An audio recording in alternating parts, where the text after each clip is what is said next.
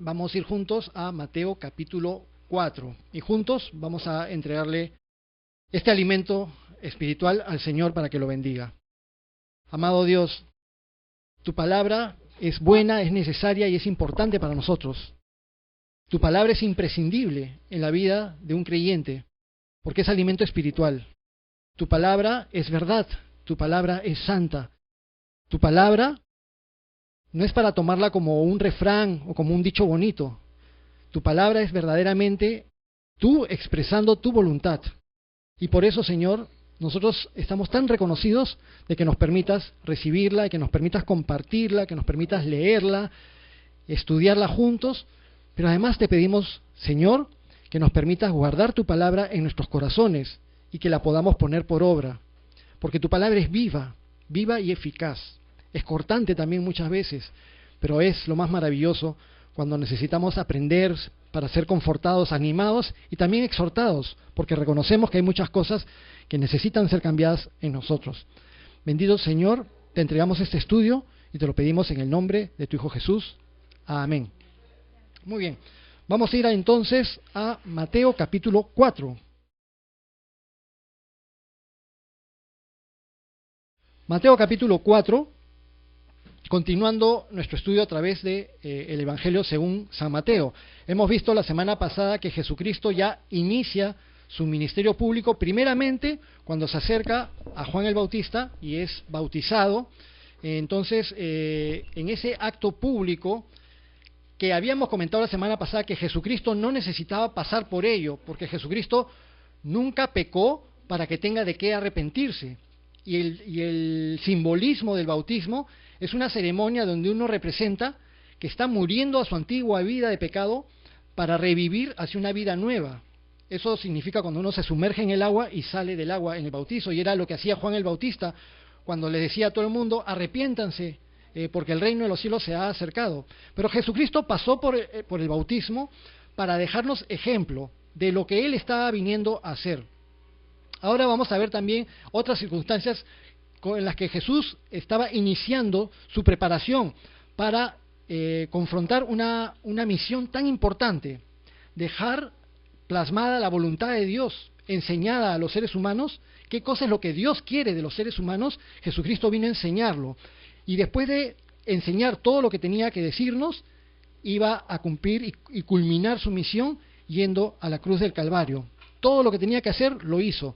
Entonces, estamos en esos inicios de su vida pública, cuando Jesús tenía alrededor de 30 años, como nos mencionan en el Evangelio de Lucas. Pero acá estamos en el Evangelio de Mateo y empezamos leyendo el capítulo 4 desde el versículo 1.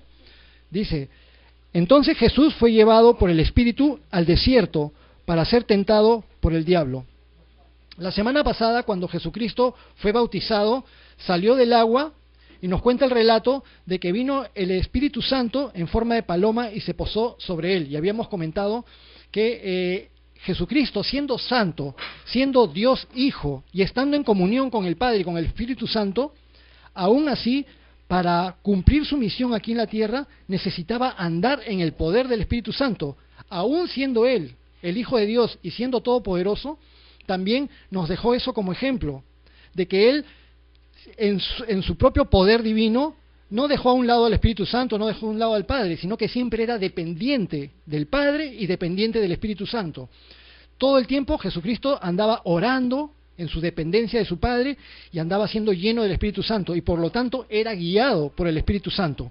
A pesar de que Jesucristo era santo y sin pecado, aún así nos mostró que Él andaba siendo guiado por la voluntad de Dios por medio del Espíritu Santo.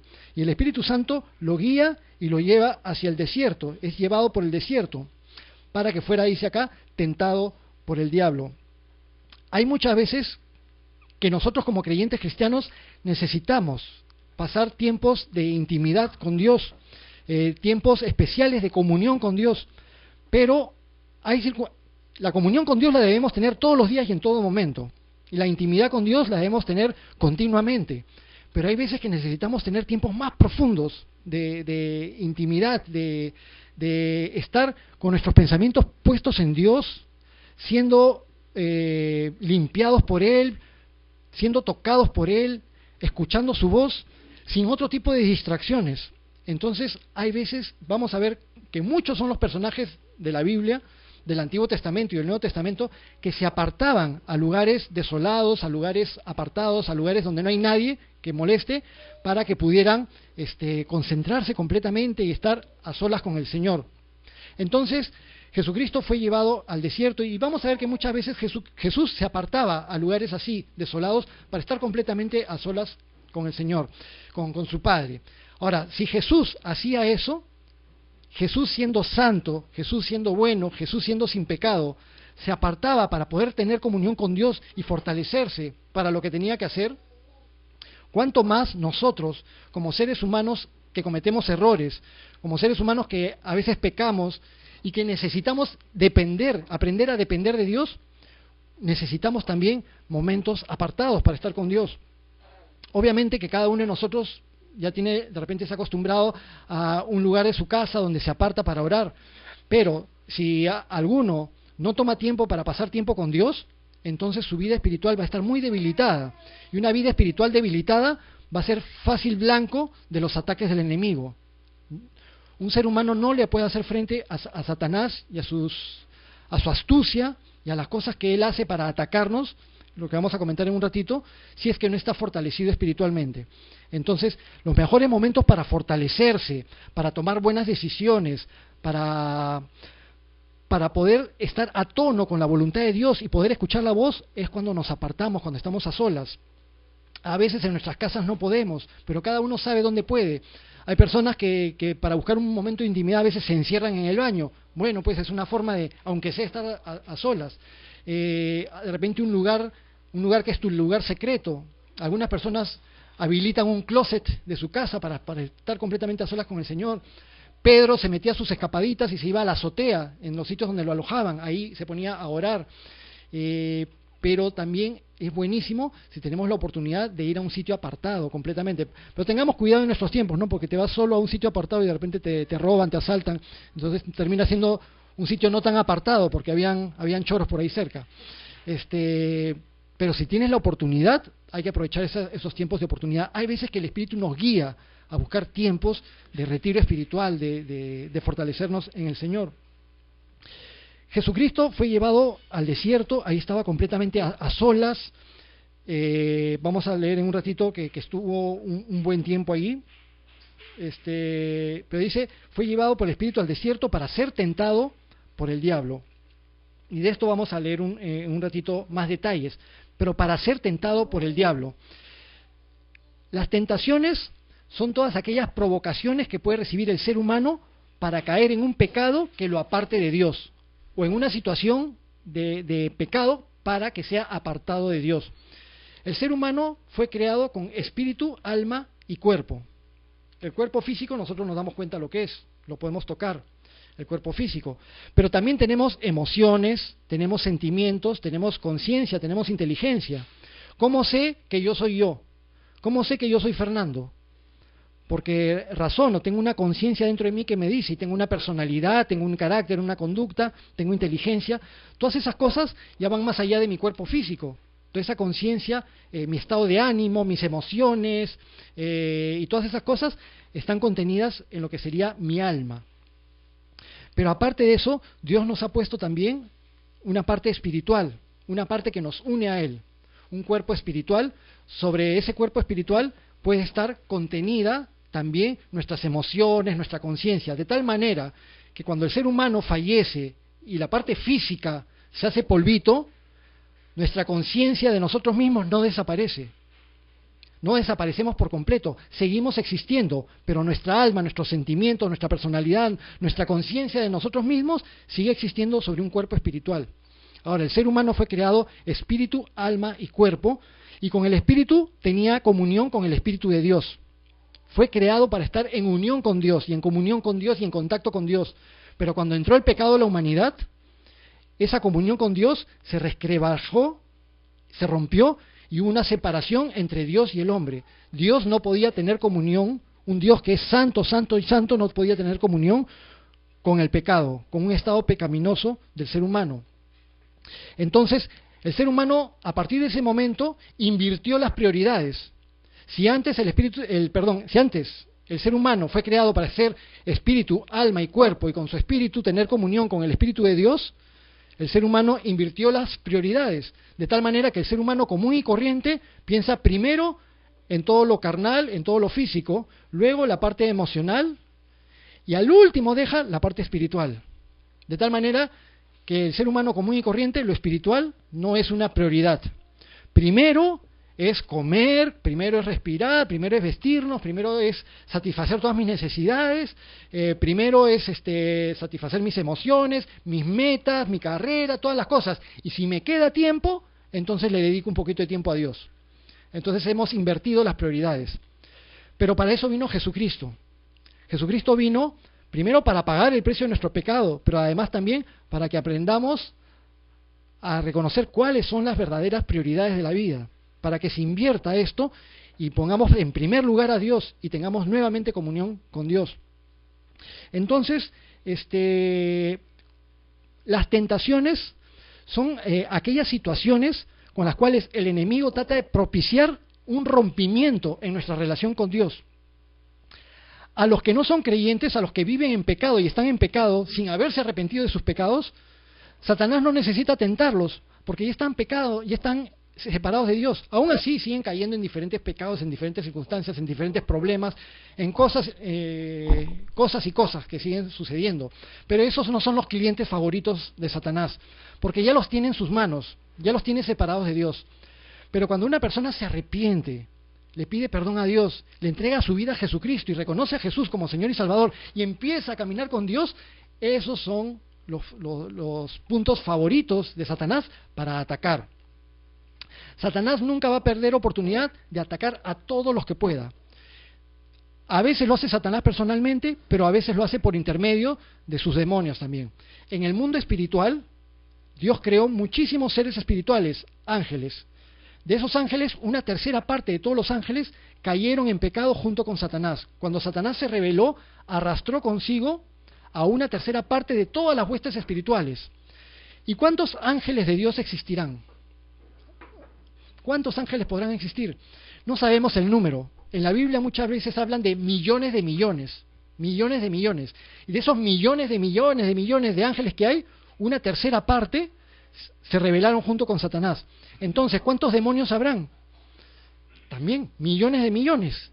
Entonces, Satanás tiene una capacidad de actividad en todo el planeta. Por cada ser humano que hay demonios que van a estar fastidiando. Ahora, no digo esto para que andemos con miedo. Voy en la casa en la noche, apago la luz, ¡ay, qué miedo, un demonio me va a fastidiar! No, andamos tranquilos, la vida continúa, sí hay una actividad espiritual, en el plano espiritual, pero estamos tranquilos porque Jesucristo está muy por encima de los demonios, Dios está muy por encima de los demonios, el Espíritu Santo está muy por encima de los demonios y Dios nos ha dado su Espíritu Santo y nosotros debemos andar tranquilos, no andamos al miedo. Pero sí tenemos que estar conscientes de una realidad. En la realidad espiritual, los demonios van a estar tratando de tirarnos abajo en nuestra relación con Dios, provocándonos, siendo tentados a pecar. En la Biblia se nos explica, principalmente hay dos fuentes donde proviene la tentación para inducirnos a tratar de pecar, para que podamos ser separados, arrancados de Dios. Una principal fuente de la tentación es Satanás mismo y sus demonios, que van a estar provocando, incitando. Va a haber un día que de repente tú estás con el cerebro puesto en algo, pensando en una cosa y de repente ¡ping!, te viene un pensamiento para pecar, que tú dices, ¿de dónde salió esto? Si yo en realidad no quiero pecar contra Dios, pero te viene el pensamiento y te viene el pensamiento. Y a veces las actividades demoníacas desde fuera pueden tratar de oprimir y fastidiar para tratar de provocarnos a pecar. O a veces Satanás puede propiciar circunstancias también con otras personas que nos provocan a caer en pecado. Personas que de repente nos insultan, que nos maltratan o que hacen diferentes cosas para inducirnos a que nosotros caigamos en la provocación, pisemos el palito y en diferentes áreas podamos caer también en pecado. Jesucristo se nos dice en la Biblia que Él nunca pecó, y eso lo vamos a leer después al final de este mensaje, pero sin embargo fue provocado a caer en pecado, porque si bien es cierto, Jesucristo es Dios, y como Dios no puede ser inducido a pecar, Jesucristo se humilló a sí mismo y se autolimitó a sí mismo, y siendo Dios Hijo, tomó la naturaleza humana, y al tomar la naturaleza humana como ser humano, experimentó también la tentación ¿Para qué?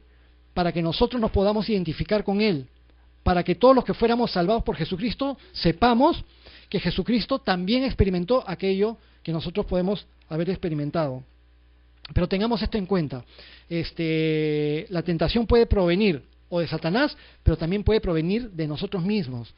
En la carta de Santiago, ahí se nos explica que muchas veces somos tentados cuando de nuestros propios malos pensamientos afloran la idea de caer en un pecado. Entonces nunca le podemos echar la culpa de una tentación a Dios. Dice que Dios no tienta a nadie, ni Él es tentado por nadie. Él no va a caer en pecado. Pero nosotros podemos ser provocados por el enemigo o provocados por nosotros mismos a caer en pecado. Dice el versículo 2, y después de haber ayunado 40 días y 40 noches, tuvo hambre. Entonces Jesucristo estuvo en el desierto 40 días y 40 noches y ayunó 40 días y 40 noches. Ahora, hay unos pocos casos en la Biblia de personajes que han tenido tal tipo de ayuno. ¿Qué es un ayuno? Un ayuno, principalmente el más conocido, es el ayuno de comida y de agua. Es abstenerse de alimentar el cuerpo para dedicarte completamente a lo espiritual. No pienso en mi cuerpo, no pienso en mi carne, no pienso en mis necesidades, solo voy a pensar en Dios durante un tiempo. Entonces, ese es el ayuno, y el ayuno puede durar 12 horas, el ayuno puede durar 24 horas, el ayuno puede durar 3 días, depende del estado de salud y cómo te guía también el Espíritu Santo a poderlo hacer. Pero un ayuno de 40 días, si una persona común y corriente se manda a ayunar 40 días sin comer y sin tomar agua, se muere. Entonces no los animo a ayunar 40 días y 40 noches. Pero hay unos pocos personajes en la Biblia que lo lograron hacer. Moisés lo hizo, pero estoy seguro que lo hizo por la gracia y el sustento de Dios. Elías también lo hizo, y Jesucristo lo hizo. Acá no mencionan que Jesucristo haya ayunado de comida y de agua, pero si Moisés, que sí es mencionado, ayunó de comida y de agua, Jesucristo tranquilamente también lo hizo.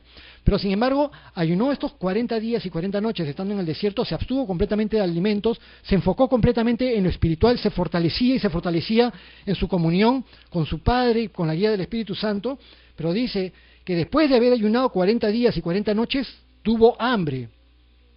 Esto de que tuvo hambre nos muestra dos cosas. Primero, la humanidad de Jesucristo. Él adquirió la naturaleza humana, era 100% un ser humano también, además de ser el Hijo de Dios y ser Dios. Pero hay un aspecto más. Cuando una persona empieza a ayunar, cuando empiezas a ayunar, en los primeros inicios de tu ayuno, siempre te viene una sensación fuerte de hambre. Y de repente un día se animan a experimentar un ayuno, vas a ver que el día que te propone dices, mañana, lunes, voy a ayunar. Desde las 12 de la noche hasta las 12 de la noche el día siguiente. Pero cuando te despiertas en la mañana, lo primero que piensas es en el desayuno. Ay, qué rico mi pancito, mi mantequilla. Uy, ¿verdad que estoy de ayuno? Y te empiezas a sentir una sensación de hambre, porque sabes que no vas a comer, te provoca comer más. Y entonces, cuando uno practica un ayuno, normalmente viene una sensación de hambre al principio. Pero conforme pasa el tiempo, conforme pasa el día, de repente esa sensación de hambre se va por completo. Ya tu cerebro está enfocado solamente en orar, en pensar en el Señor. No piensas para nada en comida, te olvidas de eso. Pero cuando es un ayuno prolongado, te puedes olvidar del tema de la comida por un buen tiempo y tu organismo empieza a jalar los nutrientes que necesita, absorberlos de tu propio cuerpo, de las mismas células, empieza a absorber los nutrientes, la grasa, las calorías que puede de las mismas células. Pero llega un momento en que esas reservas de energía que hay en el organismo se acaban, se terminan.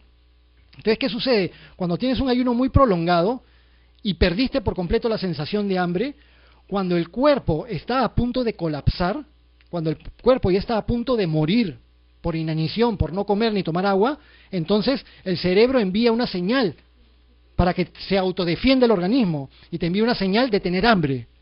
Entonces, si Jesucristo después de 40 días le vino hambre y tuvo hambre, significaba que estaba por morirse, si es que no comía pronto. Entonces llegó a ese extremo, a ese punto extremo, pero nos muestra también su humanidad y cómo tuvo que experimentar cosas bien difíciles, bien extremas. Tuvo hambre y en ese momento, en el peor momento, en el momento de más debilidad, en el momento donde su cuerpo físico fue puesto al extremo, dice, después de haber ayunado 40 días y 40 noches, tuvo hambre. Versículo 3, Y vino a él el tentador y le dijo, si eres hijo de Dios, di que estas piedras se conviertan en pan. Vino a él el tentador. Este es un nombre, uno de los muchos nombres que recibe el enemigo de Dios. El diablo, Satanás, el tentador, también se le dice el príncipe de este mundo, también se le dice el Dios de este siglo. Y una pregunta, ¿el tentador, el diablo o Satanás es un personaje simbólico o realmente existe? Una de las armas secretas de Satanás es hacerle creer a la gente de que él no existe, de que no es una realidad y que simplemente es un personaje simbólico para representar el bien y el mal. Dios representa el bien, el diablo representa el mal. Es algo etéreo, algo simbólico. Lo ponen de esa manera. No, Satanás existe, tiene conciencia, sabe lo que quiere, busca pervertir a las personas. Él, desde que se halló maldad en su corazón, porque Satanás fue creado para servir a Dios y para vivir para la gloria de Dios, y tenía un lugar muy alto en el reino de los cielos. Tenía el lugar más alto después de Dios mismo. Probablemente fuera, si todos los ángeles eran jefaturados por 3 arcángeles principales, es muy posible que Satanás fuera uno de esos 3 arcángeles principales. Y por eso fue que cuando se rebeló Satanás, arrastró a una tercera parte de todos los demonios con él. Satanás quería la gloria que no le correspondía, la gloria de Dios. Satanás quería el trono de Dios. No estaba contento con tener el lugar más alto entre todos los ángeles, quería más. Entonces se llenó de envidia, se llenó de maldad y odió a Dios. Y cuando se halló maldad en él, ya no tenía lugar para él en el reino de los cielos. Fue expulsado con todos sus demonios y de ahí en adelante lo que quiere hacer Satanás es, con su odio a Dios, quiere hacer cosas que le hagan sufrir en su corazón a Dios y ataca a Dios y ataca a los seres humanos. Ahora, Satanás contra Dios no puede hacer nada, pero trata de causar el mayor daño posible a los seres humanos a los cuales Dios ama. Dios ama a los seres humanos y Satanás los quiere destruir, los quiere pervertir, los llena de maldad para que el ser humano se aleje de Dios. Satanás es inteligente. Él sabe muy bien que lo peor que le puede pasar a un ser humano es alejarse de Dios. Que cuando una persona está lejos de Dios, le va mal. Cuando una persona está lejos de Dios, su vida no tiene sentido. Y por eso Satanás, su chamba, su trabajo, su objetivo es alejar a las personas de Dios. Y se le describe acá perfectamente con respecto a su naturaleza, lo que él es, el tentador. Y vino el tentador y le dice a Jesucristo, si realmente eres el Hijo de Dios, di a estas piedras que se conviertan en pan. Miren el atrevimiento de Satanás. Lo quiere tentar a Jesucristo y lo reta, lo desafía. Jesucristo realmente es el Hijo de Dios. Vino a la tierra de manera sobrenatural. Por obra del Espíritu Santo se encarnó en María la Virgen, nació en Belén, luego se manifestó cuando era ya mayor, fue bautizado, vino el Espíritu Santo sobre él, se abrieron los cielos, se escuchó una voz que dijo, este es mi Hijo amado en quien tengo complacencia. Es obvio, es el Hijo de Dios. Satanás sabía muy bien que Jesús es el Hijo de Dios. Es más, Satanás le tiembla a Jesús. Y cuando Jesús dice, cállate, se calla.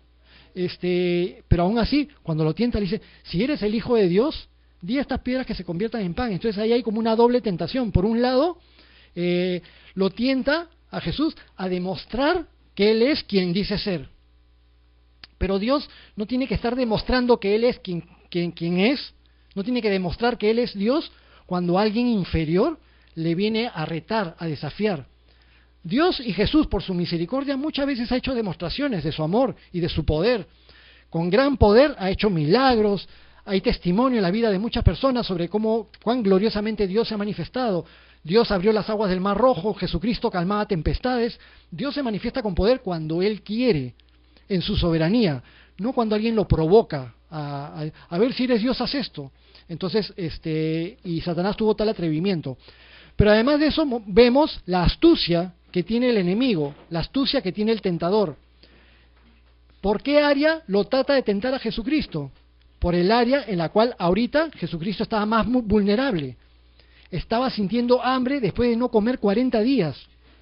Cuando una persona ha pasado mucho tiempo de inanición o de comer mal, y de estar arrastrándose por el piso, tú le pones un plato de comida por delante y se va a desesperar y va a tratar de llevarse a la boca lo que pueda, porque está desesperado, su cuerpo pide esa necesidad de alimentarse. Ya ha sucedido en diferentes lugares del mundo, cuando por diferentes abusos, circunstancias difíciles, han habido personas que han pasado por hambrunas y después han podido tener acceso a algo de comida y se han desesperado por un poco de comida, un poco de agua. Entonces, ¿qué provocación le hace a Jesucristo? Si eres el Hijo de Dios, di que esas piedras se conviertan en pan. Entonces, primeramente, apela a decirle a Jesucristo, tú estás tratando de tener comunión con Dios, pero satisface tu carne, tú necesitas comer, aliméntate, no seas tonto, no pongas en riesgo tu vida. Entonces, un área donde vemos que Satanás siempre va a tentar es buscar que nosotros satisfagamos los deseos de nuestra carne por encima de la voluntad de Dios. Comer no es malo, comer es bueno. Dios nos creó y nos creó con necesidad de comer. Entonces hay muchas cosas que Dios creó y que son buenas. Nuestra necesidad de comer, nuestra necesidad de tomar agua, nuestra necesidad de trabajar, nuestra necesidad de que el hombre tenga esposa, que la esposa tenga esposo, esa también es una cosa que Dios creó. Todo eso es bueno, pero en su lugar. Pero cuando ponemos algo por encima de Dios, eso bueno se puede convertir en malo. Hay que poner cada cosa en su lugar y en su tiempo. Entonces Jesucristo sabía que en ese momento su prioridad era su comunión con Dios. Y Satanás viene a romper esa prioridad de la comunión con Dios para decirle, preocúpate por tu carne, preocúpate por tu cuerpo, preocúpate por tu salud primero.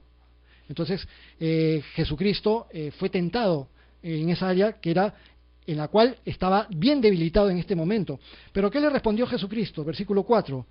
Él respondió y dijo, escrito está, no solo de pan vivirá el hombre, sino de toda palabra que sale de la boca de Dios. Vamos a notar, conforme a este episodio, cuando Jesucristo es tentado, cómo Él, para hacer frente a la tentación, no hace uso de su poder divino. Satanás lo tienta y Jesucristo, ¿qué le dice? Cállate, Satanás, porque ahora voy a hacer fulminarte con un rayo. ¡Pum! Y lo fulmina a Satanás. No hace eso. ¿Cómo se defiende Jesucristo de la tentación de Satanás? Con la palabra. Muy bien. Le dice, escrito está. Escrito está, no solo de pan vivirá el hombre, sino de toda palabra que salga de la boca de Dios. Jesucristo cita, siendo Él mismo Dios Hijo, Jesucristo cita una porción de las Escrituras que se encuentra en el Antiguo Testamento, en el libro de Deuteronomio. Y no vamos a ir a los textos para analizar los textos completos, pero sabemos que Jesús estaba citando Deuteronomio. Y que ahí se encuentra, no solo de pan vivirá el hombre, sino de toda palabra que venga de la boca de Dios. Es cierto que el ser humano necesita alimentarse físicamente, pero mucho más cierto es que el ser humano necesita alimentarse espiritualmente. Por eso acá Jesucristo nos hace ver, conforme a lo que dicen las Escrituras en el Antiguo Testamento, que las personas necesitamos alimento espiritual y que ese alimento espiritual viene por la palabra de Dios. Que cuando Dios habla y tú escuchas su palabra, eso te va a alimentar espiritualmente. De repente es algo que no lo ves a la vista o de repente no lo sientes, pero hay un efecto espiritual. El hecho de que estemos sentados ahora escuchando la palabra de Dios, eso tiene un efecto para nuestro bien, para nuestro crecimiento y para nuestra fortaleza espiritual. No solo de pan vivirá el hombre, sino de toda palabra que salga de la boca de Dios. ¿Cuántas veces al día comemos normalmente? ¿5? 6. Pero se suele decir que desayuno, almuerzo y cena, ¿no? Pero ahora, en estos tiempos modernos, que hay los nutricionistas y muchas cosas al respecto, están hablando de que hay que comer 5 veces al día. Por ahí está escuchando eso. A los bebitos les dan varias veces al día, ¿no? Cuando son recién nacidos o los pocos meses, 1, 2, 3, 4, cada 3 horas creo, su alimento. Y después ya cuando van creciendo un poquito, ya ahí sí, el desayuno, el de media mañana, el almuerzo, el lonche, la cena. Pero digamos que por lo menos lo normal, las 3 veces del día. Ya las personas que ya trabajan, salen a trabajar, 3 veces al día. Cuando vas a trabajar, a veces sales apurado y te olvidas del desayuno. Pero cuando ya estás trabajando a media de mañana, el estómago te suena y dices, ay, hoy día me olvidé de tomar desayuno, pero ya por ahí picas una empanada, consigues un frugo, se encajita algo, pero te tienes que quitar el hambre. La cuestión es que día a día nunca nos olvidamos de comer. O desayunamos, almorzamos y cenamos las 3 cosas, pero estamos ahí siempre, desayuno, almuerzo, cena, desayuno, almuerzo, cena, desayuno, almuerzo, cena, por todos los días de nuestra vida. El espíritu necesita comer también. ¿Y cómo come el espíritu? Come cuando estamos en comunión con Dios, oramos y leemos la palabra de Dios. pero sin embargo nunca le damos importancia. Para comer la comida física sí le damos importancia. ¿Qué pasaría si dejamos de comer 2 semanas? Bueno, me olvidé de comer 2 semanas. ¿Puedes ir a trabajar? ¿Puedes estudiar? ¿Puedes ir al colegio? ¿No? Pero sin embargo, espiritualmente, de repente dices, oye, ¿cuándo fue la última vez que leíste tu Biblia? Ay, no me acuerdo, creo que hace como 2 meses. Y nos olvidamos de leer la Biblia, nos olvidamos de la palabra de Dios, y te congregas, bueno, de vez en cuando, pero lo importante es, no tengo que congregarme, lo importante es mi relación con Dios. Hay algunas cosas que son importantes para nuestro alimento y nuestro crecimiento espiritual. Lo básico es alimentarnos de la palabra, conversar con Dios en oración y congregarnos también, porque de esa manera juntos nos apoyamos unos a otros, oramos unos por otros, escuchamos la palabra y nos estimulamos como creyentes cristianos. Con esas cosas básicas es parte de nuestro fortalecimiento espiritual. Pero cuando descuidamos estas cosas básicas necesarias para nuestra vida espiritual, nos convertimos como una especie de una mesa de 4 patas, que primero le cortas una pata y con 3 patas se queda más o menos así, pero ya trastabillando. Pero después le cortas 2 patas a una mesa y ya con 2 patas ya no se sostiene, cae. Y mucho menos si no tiene patas. Si cuidamos tanto nuestra vida física y no dejamos de comer, y hay algunos que no perdonamos, y al revés, comemos más de lo que necesitamos porque tenemos buen filo y nos gusta comer, cuidamos nuestro cuerpo físico, ¿cuánto más necesita ser cuidado nuestro cuerpo espiritual? Es importante, no solo de pan vivirá el hombre, sino de toda palabra que salga de la boca de Dios. Nunca queremos convertirnos en religiosos, en hacer las cosas con religiosidad, porque cuando haces las cosas por religiosidad, las haces por cumplimiento y no las haces de corazón. Pero es muy recomendable que a diario tengamos un momento para leer la palabra. Ayer estábamos comentando con los chicos en el grupo de jovencitos, de los preadolescentes, estábamos comentando acerca de la necesidad de leer la palabra. Y decíamos, un capítulo de la Biblia es desde aquí hasta acá. Normalmente puede ser una hoja o un poquito menos incluso. Un capítulo de la Biblia. ¿Cuánto tiempo te toma leer un capítulo de la Biblia? Algunos decían 5 minutos, 7 minutos, 10 minutos a lo mucho. Ahora, si lo lees meditándolo, ya un poco más, ¿no? Meditando el capítulo, un poco más. Pero una lectura te toma tan poquito tiempo. Pero ¿cuánto tiempo toma una persona al día en estar en Facebook? ¿Cuánto tiempo toma una persona al día en ver su novela? ¿Cuánto tiempo toma una persona al día en leer el periódico? A mí me gusta leer el periódico, y cuando leo el periódico me toma mi buena cantidad de minutos. Aprovecho un hueco por acá, un hueco, saco mi periódico, estoy leyendo. Pero si tomamos tanto tiempo en el día en hacer tantas cosas, pero cuando le preguntamos a alguien, ¿estás leyendo tu Biblia? Uy, es que no tengo tiempo, se me pasa el día volando, no sabes cómo se me pasa el tiempo. Y de verdad ponemos tantas excusas y no nos alimentamos espiritualmente. Y después cuando estamos débiles espiritualmente y el diablo ataca, caemos redonditos, no estamos fortalecidos espiritualmente. No solo de pan vivirá el hombre, sino de toda palabra que sale de la boca de Dios. El diablo no se quedó tranquilo tentando a Jesucristo y que Jesucristo no hubiera caído. Sigue tentándolo. Dice el versículo 5, entonces el diablo le llevó a la santa ciudad y le puso sobre el pináculo del templo. La santa ciudad es Jerusalén, y en Jerusalén estaba el templo que construyó Herodes por ese tiempo, Herodes el Grande cuando Jesús era niño, y desde tiempo antes, era un templo majestuoso, grande, con grandes edificaciones, y la parte más alta del templo, hacia abajo debe haber tenido una buena altura, y lo suficiente como para que una persona que se cayera de la parte más alta del templo, si se cayera, se hiciera tortilla, puré. Entonces Satanás lo lleva a la parte más alta del pináculo del templo, y desde ahí obviamente se divisaba toda la ciudad de Jerusalén, porque el templo estaba sobre el monte de Sión, en el monte del templo. Lo pone ahí arriba y le dice, si eres hijo de Dios, échate abajo, porque escrito está, a sus ángeles mandará cerca de ti, y en sus manos te sostendrán para que no tropieces con tu pie en piedra. Noten nuevamente el atrevimiento de Satanás cuando tienta a Jesucristo. Lo lleva al lugar más alto y le dice, tírate, si eres el Hijo de Dios, tírate, porque escrito está. O sea, Jesucristo en la tentación anterior se defendió usando la palabra, y ahora Satanás ¿cómo lo ataca? Con la palabra. Satanás sabía usar la Biblia, ¿sabían eso? Satanás también puede usar la Biblia. O sea, el que alguien haga uso de la Biblia no te garantiza que sea de Dios. Hay que tener mucho cuidado y mucha perspicacia espiritual. Hay muchos falsos profetas y falsos maestros que salen a predicar con Biblia en mano, que sacan un versículo de su contexto y te inventan la doctrina que quieren para sacarte plata, para tomar poder sobre las personas, para manipularlas emocionalmente y psicológicamente, para tener el control de las personas y sobre todo en nuestros tiempos para sacar plata a las personas. Y sacan un versículo de por acá, otro por acá y están así convenciendo a las personas de que hagan lo que quieren. Y después en su vida privada abusan de las personas, abusan de las hermanas, hacen un montón de cosas y tienen el atrevimiento de utilizar la palabra de Dios.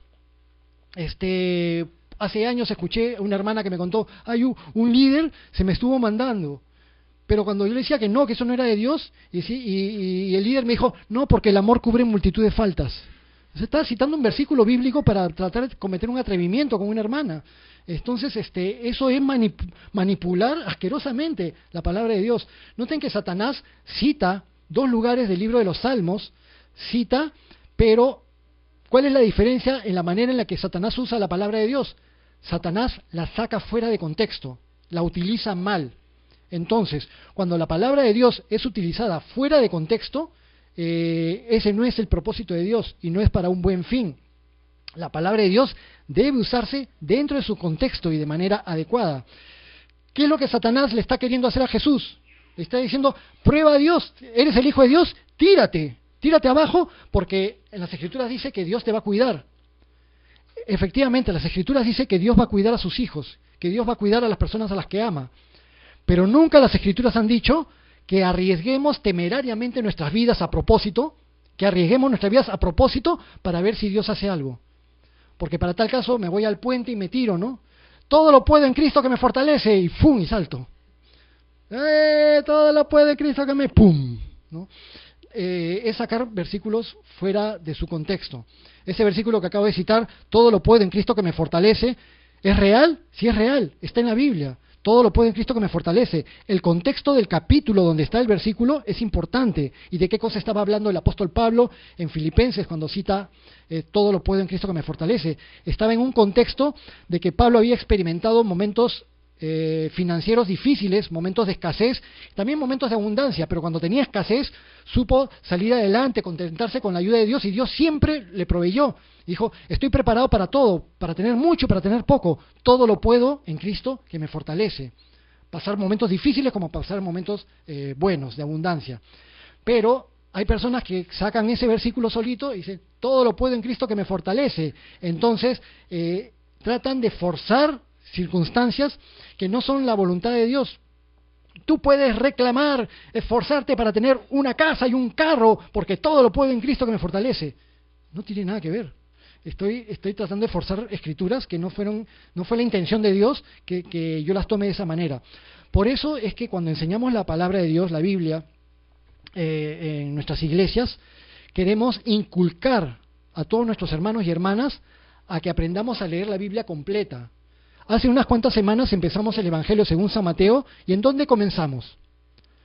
Capítulo 1, versículo 1. Y hoy día estamos en el capítulo 4, ahorita en el versículo 6. Y estamos avanzando capítulo por capítulo, versículo por versículo, para tener todo el consejo de Dios completo, de tal manera que si alguien me quiere palabrear y engañar sacando un versículo, yo le puedo decir, no, ese versículo está dentro de este texto y lo que Dios quiere decir es todo completo. La palabra de Dios es una unidad desde Génesis hasta Apocalipsis y hay un propósito de Dios en toda la palabra. Por eso los animo, hermanos y hermanas, a que en casa tomemos un tiempo para leer la palabra de Dios, un capítulo al día, por lo menos. Pueden ser 3 capítulos al día, depende de cuánto tiempo tenemos cada uno. Con 3 capítulos al día, puedes leer la Biblia completa en un año. Con un capítulo al día, te lees la Biblia completa en 3 años. Mientras más leas, y cuando terminas la Biblia, la vuelves a empezar, y terminas, la vuelves a empezar. No tiene que ser todo en orden necesariamente. De repente te provoca Génesis, de ahí lees Mateo, luego el libro de Salmos, luego Filipenses, luego todo el Pentateuco, ¿no? Los siguientes libros de la Biblia, Éxodo, Levítico, Números, Deuteronomio. Yo voy cogiendo, pero la cosa es coger un libro completo y empezarlo. Lo empiezas y lo terminas. De ahí cojo otro libro de la Biblia, lo empiezo y lo termino. Y así tengo el consejo completo para que Satanás y nadie utilizado por Satanás me pueda engañar con un mal uso de la palabra de Dios. Pero Jesús le contestó, versículo 7, Jesús le dijo, escrito está también, no tentarás al Señor tu Dios. Y acá hay una diferencia. Satanás le dice a Jesús, Jesús, tírate abajo porque escrito está, que Dios te sostendrá, que tu pie no tropezará con piedra, escrito está. Pero Jesús que le dice, no, Satanás, porque también está escrito. O sea, Jesús de nuevo se defiende usando la palabra de Dios. Pero hay una diferencia en la forma en la que la usa Jesús y la forma en la que la usa el diablo. El diablo la saca fuera de contexto para un uso personal, para un uso fuera de lo que es la voluntad de Dios. Y la gran diferencia es que Jesucristo usa la palabra de la manera adecuada, dentro de la voluntad de Dios. Dice, escrito está también, no tentarás al Señor tu Dios. Entonces, ¿qué hacemos cuando una persona nos dice, oye, pero que la Biblia dice esto? Pero la Biblia también dice esto. La Biblia es una unidad y la Biblia no se contradice a sí misma. Si alguien saca un versículo, una enseñanza que se contradice con el resto de la palabra de Dios, entonces yo sé que esa enseñanza está mal, que todo tiene que estar en perfecta armonía, todas las enseñanzas de la Biblia están en perfecta armonía, de tal manera que las enseñanzas tienen que ir unas con otras, de acuerdo unas con otras. Hay veces que voy a encontrar a alguien que me dice, por ejemplo, hay una agrupación religiosa que enseña que los seres humanos que sean salvados nunca van a ir al cielo y que van a vivir por toda la eternidad aquí en la tierra, en un paraíso terrenal aquí en la tierra. Pero Jesús dijo, cielo y tierra pasarán, mas mi palabra no pasará. Entonces, yo sé que esta tierra no va a durar para siempre. Jesucristo también dijo, me voy para preparar morada para ustedes, para que donde yo estoy, ustedes estén conmigo. Entonces, con la Biblia completa, yo desbarato la doctrina de estas personas que dicen que los seres humanos no vamos a quedar a vivir aquí, los seres humanos salvados, vamos a vivir en un paraíso terrenal aquí en la tierra. Es cierto que en un futuro Dios va a crear nuevos cielos y nueva tierra. Y cuando haga la nueva Jerusalén, los redimidos van a vivir en la nueva Jerusalén, pero vamos a tener acceso también al trono de Dios y al reino de los cielos, etcétera, etcétera, etcétera. De lo que se trata es esto, que la Biblia es una unidad.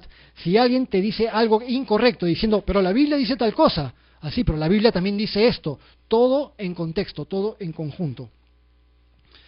Los animo también cuando tengan la oportunidad, si se pueden meter a cursos bíblicos, aprovechen de meterse a cursos bíblicos. Si pueden meterse a estudiar en el instituto bíblico, métanse a estudiar en el instituto bíblico. Cualquier persona que tiene la oportunidad de estudiar más la palabra de Dios va a estar más fortalecida espiritualmente y no van a poder ser engañados.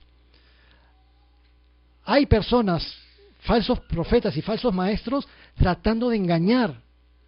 Y dice que en los últimos tiempos engañarán, si fuera posible, aún a los escogidos.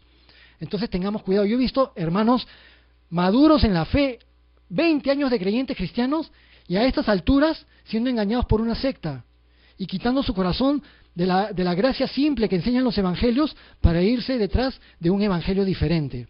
Y Jesucristo dijo, el apóstol Pablo dijo, si alguien les predica un evangelio que sea diferente, que sea maldito. No lo acepten.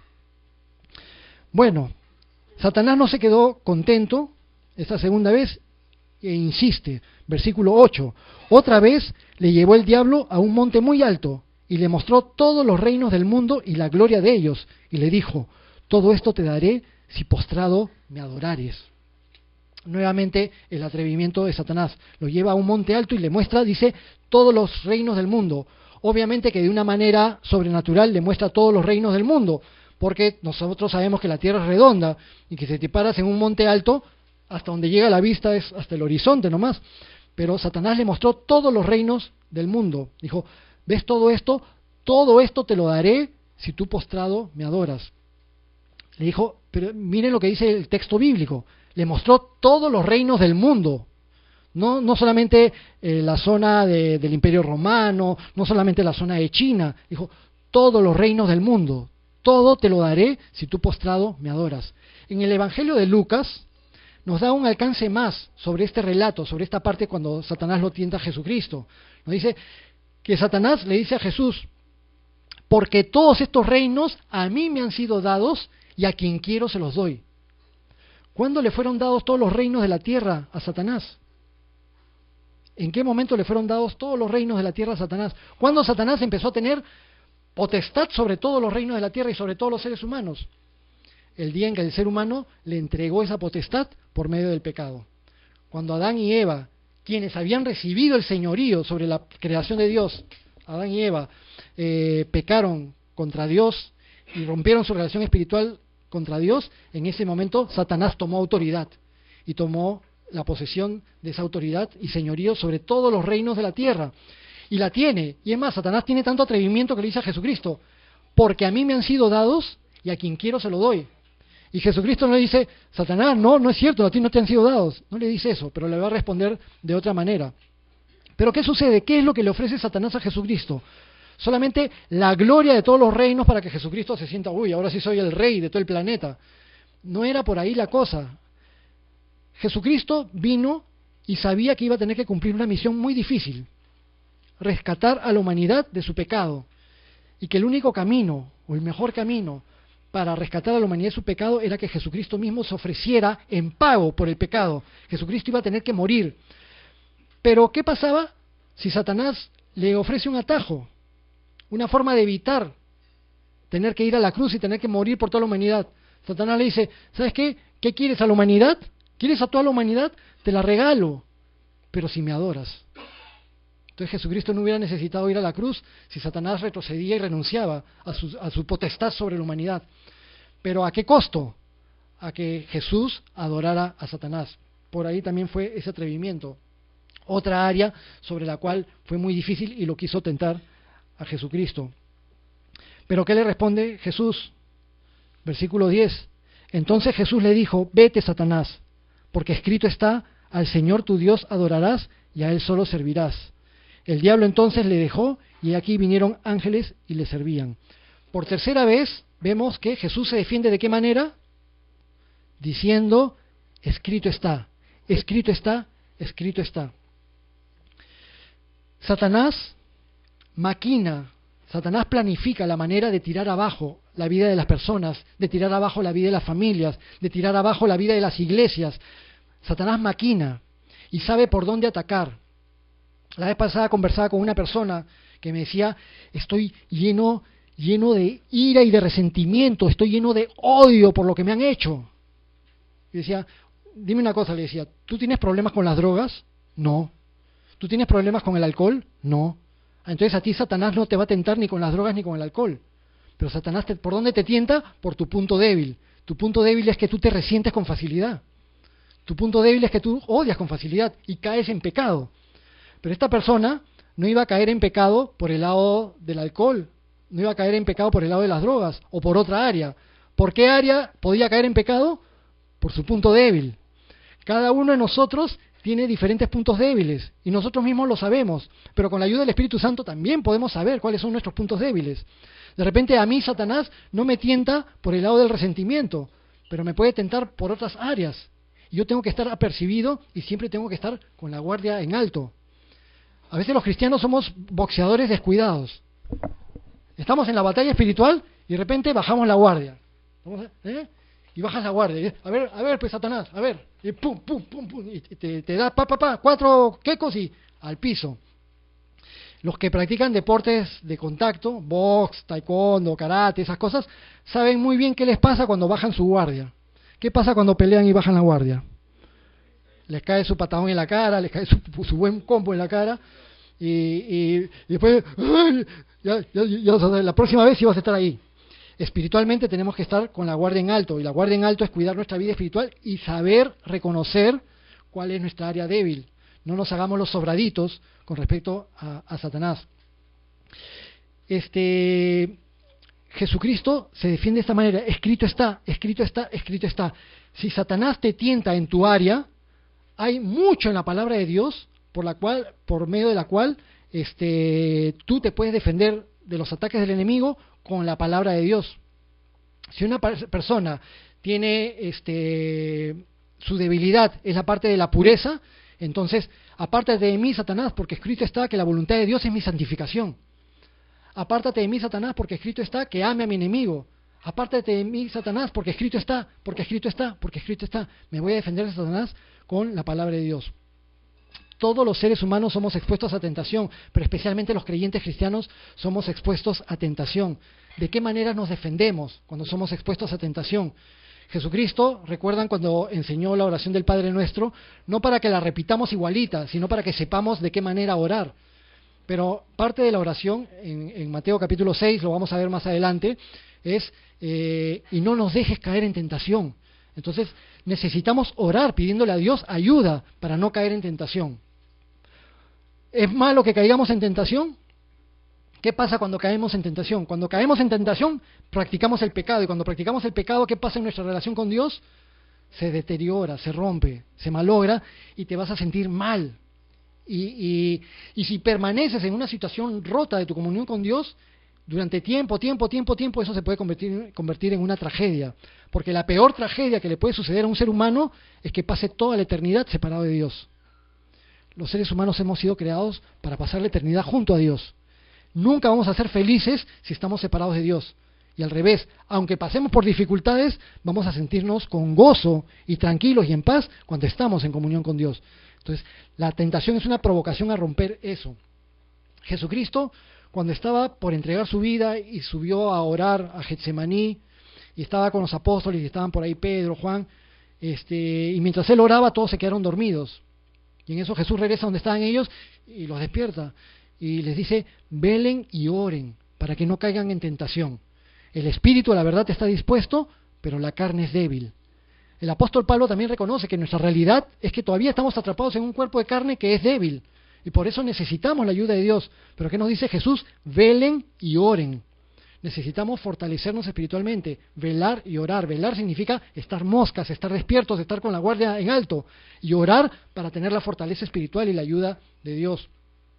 El apóstol Pablo también nos recomienda, cuando lean las epístolas de Pablo, cuando las han leído, las cartas de Pablo, van a encontrar que en muchas de sus cartas hay listas de pecados, listas de carnalidades, listas de situaciones por las que vamos a ser tentados o en las que los creyentes a veces caen en pecado y se tienen que arrepentir y pedir perdón. Pero ¿qué nos dice el apóstol Pablo? En 1 Corintios 10 nos dice, el que piense estar firme, mire que no caiga. 1 Corintios 10, 12. Y en el versículo 13 dice, no les ha sobrevenido ninguna tentación que no sea humana, pero fiel es Dios, que junto con la tentación les va a dar la salida. Entonces, cuando yo me estoy sintiendo tentado, yo puedo orar y decirle, Señor, tu palabra dice que cuando yo sea tentado tú me vas a dar la salida. Ayúdame, Señor, dame la salida en este momento. De repente, quién sabe, una persona está yendo y dirigiéndose a un lugar a donde no debe ir. Está por meterse a una casa donde no se debe meter. Y justo en ese momento pasa un hermano cristiano. Hola, fulanito, ¿cómo estás? Uy. Y te lo encuentras, te saluda, conversas y te dice, oye, vamos a tomar un café. Y tú dices, Señor, justo esta era la salida que me estabas dando. Y se van a tomar el café y ya te olvidas de ir al lugar donde no tenías que ir en ese momento. Estoy dando simplemente un ejemplo. Así, cosas así se han presentado muchas veces. A mí me consta con mi propia vida y con la vida de hermanos también, cuando han pasado situaciones en las cuales Dios ha mandado la situación para que puedas escapar de un posible pecado por medio de una tentación. Ahora, cuando somos tentados y caemos en pecado, a veces alguna persona nos dice, pero piensa cómo es Jesús, piensa qué hubiera hecho Jesús en esa circunstancia. Y nosotros decimos, sí, pues que Jesús es Jesús y yo soy yo. Pero ¿es válida esa contestación? ¿Jesús es Jesús y yo soy yo? Es cierto que Jesús es el todopoderoso Hijo de Dios, pero Jesucristo experimentó también tentaciones como nosotros. Él se fortaleció espiritualmente y aún siendo Dios, experimentó todo como ser humano. En la carta a los Hebreos se nos dice que por eso es que Jesús es apropiado como nuestro gran sumo sacerdote. Jesús es nuestra conexión con el Padre, es nuestro sumo sacerdote. Pero no es un sumo sacerdote distante y lejano a nosotros, sino es alguien que al igual que nosotros ha experimentado todo lo que experimenta un ser humano. Todas las debilidades de un ser humano las ha experimentado. Y ahí se nos dice, en Hebreos capítulo 4, hacia el final del capítulo 4 de Hebreos, se nos dice que este sumo sacerdote nos convenía porque fue tentado en todo, igual que nosotros, pero nunca pecó.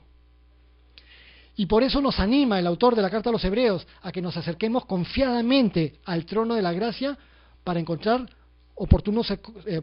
misericordia y oportuno socorro. Entonces, cuando soy tentado y soy provocado a pecar, ¿qué digo? Ay, Dios mío, ¿me alejo más de ti?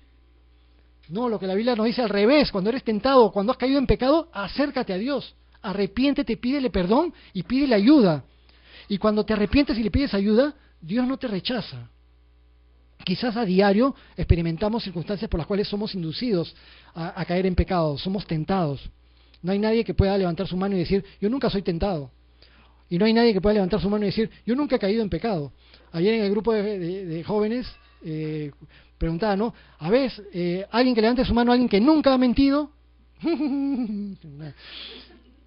Ya cuando pregunté si alguien que levante su mano, alguien que nunca ha sustraído algo que no sea suyo, ahí sí levantaron algunas manitos. Bueno que nunca hayan sustraído nada. Ya saben, ya los papitos ya se enteraron ya que sus hijos son zanahorias en ese sentido.